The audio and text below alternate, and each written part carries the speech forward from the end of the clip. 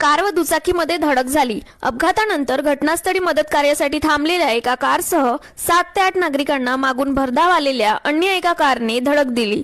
3 car व दुचाकीच्या या विचित्र अपघातात एकाचा मृत्यू झाला तर 6 जण गंभीर जखमी झाले। हा अपघात तालुक्यातील वाठोडा खुर्द नजीक मंगळवारी 16 डिसेंबर रोजी रात्री 10 वाजताच्या सुमारास घडला। अनिल शेषराव खारकर 66 राहणार वाठोडा खुर्द असे अपघातातील मृताचे नाव आहे।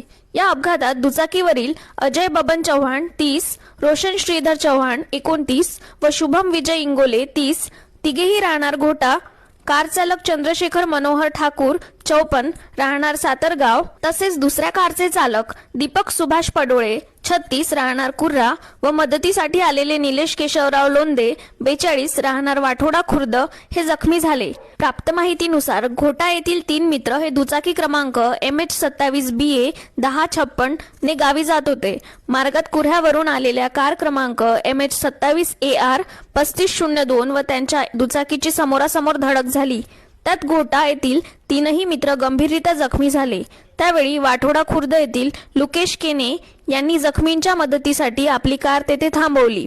सोबतच परिसरातील काही नागरिक तेथे होते। त्याचवेळी तिवसावरून आलेल्या कार क्रमांक MH34 AM 5477 ने लुकेश केने यांच्या कारला व मदतीसाठी उभ्या 7 ते 8 नागरिकांना धडक दिली। या अपघातात अनिल खारकर व निलेश लोंदे हे गंभीर जखमी झाले। त्यात अनिल खारकर यांचा जागीच मृत्यू झाला। अपघाताची माहिती मिळताच तिवसा पोलिसांनी घटनास्थळ गाठून जखमींना तिवसा येथील उपजिल्हा रुग्णालयात दाखल केले। तेथून त्यांना पुढील उपचारासाठी जिल्हा सामान्य रुग्णालयात पाठविण्यात आले।